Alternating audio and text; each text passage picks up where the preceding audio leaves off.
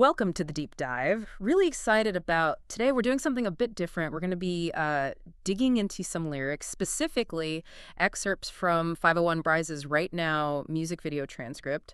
It might seem like just song lyrics, but honestly, there's a lot packed in there about, life today. Oh, absolutely. It's fascinating how music, even just a few lines like this, can give you such a raw snapshot. It's almost like a confession, isn't it? Showing how this, incredible pace of life affects someone, their identity, and even how they cope, how they deal with things like deception. It takes a certain kind of sharpness. Right. And through it all, there's this drive, this push to make a dream real.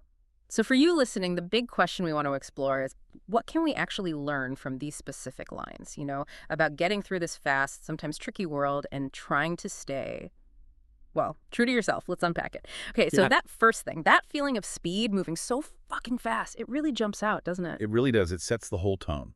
And it feels like more than just physical travel. Exactly. Like when he says, ain't been home in a while. Mm-hmm. And that image of being up high and I don't feel coming down, it sounds intense, almost manic. Yeah, sustained intensity. That's a good way to put it. Yeah. And it connects directly to that line, never feel like myself. Yeah. That's not just feeling a bit off. It sounds like a real disconnect, Yeah. a dissociation maybe. Like the speed itself creates this gap between who you are and what you're experiencing. Precisely. It makes you wonder if this full throttle life he describes, if it sort of erases parts of your identity, just constant motion. And then right after saying he doesn't feel like himself, he says, so I wrote this song. Ah, yeah.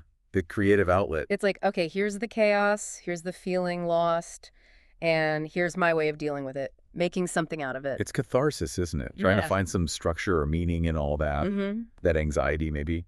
Giving it form. Yeah, like the song itself becomes the anchor. And speaking of that full throttle feeling, I mean, we can relate to that pressure, right? Mm-hmm. Maybe not to that extreme, but the lyrics then mention coping mechanisms.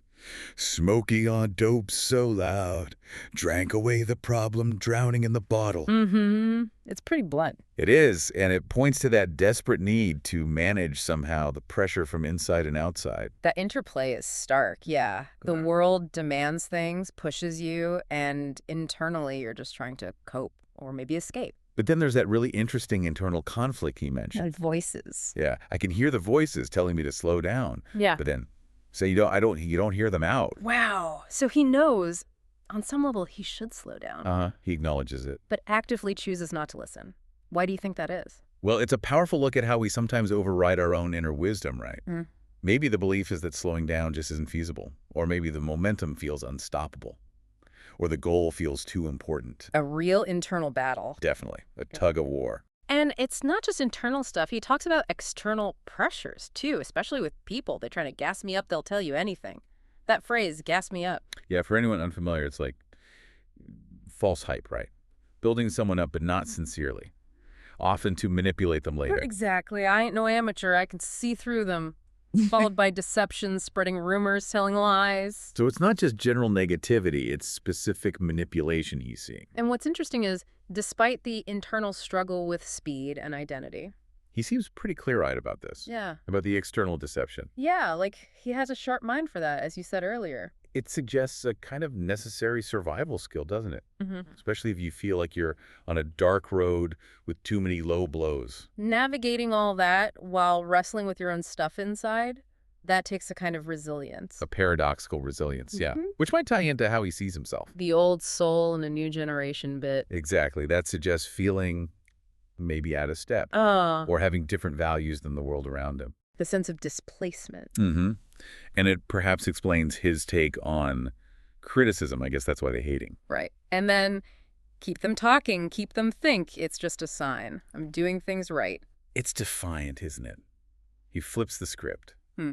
The hate isn't something to be hurt by. It's validation. Like, if people are reacting negatively, it means I'm not just blending in, I'm actually doing something authentic. Precisely. It becomes proof that he's on his own path, defining, doing things right for himself, regardless of the noise. Which is a powerful stance to take. It really is. And all of this, the speed, the struggle, the deception, the defiance, it seems to circle back to one core thing. A dream. Yeah. I turn the dream to real life. That feels like the ultimate driver, the end goal. The light at the end of that dark road he mentioned. It's the why. Why keep going so fast? Why push through the internal conflict? Why ignore the voices telling you to slow down? Because that goal, turning the dream into reality, feels paramount. Mm. Maybe worth the cost, in his view. Even with the personal toll and the internal conflict it clearly creates. It's all in service of that ambition. Well, this kind of brings us towards the end of our deep dive into these lyrics from 501Bryce's Right Now. We've sort of traced this path through rapid change, the fight for identity, staying authentic. Yeah. Amidst all that deception and pressure, it really is amazing how much emotional weight and observation can be packed into just a few lines of music. A really rich tapestry. It is, and it highlights, I think, some really complex human experiences, like that paradox of wanting connection. If I came back, would you still be around?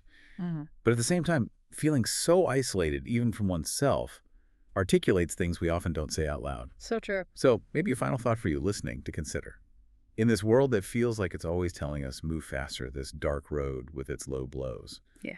How do we actually cultivate that sharp mind he talks about? How do we tell the difference between all the noise and those inner voices telling us to slow down that might actually be looking out for us? That's a great question. And maybe also thinking about your own life. What does it really mean for you to turn the dream to real life? And how do you figure out if you're doing things right when there's always so much external pressure telling you otherwise? Lots to think about.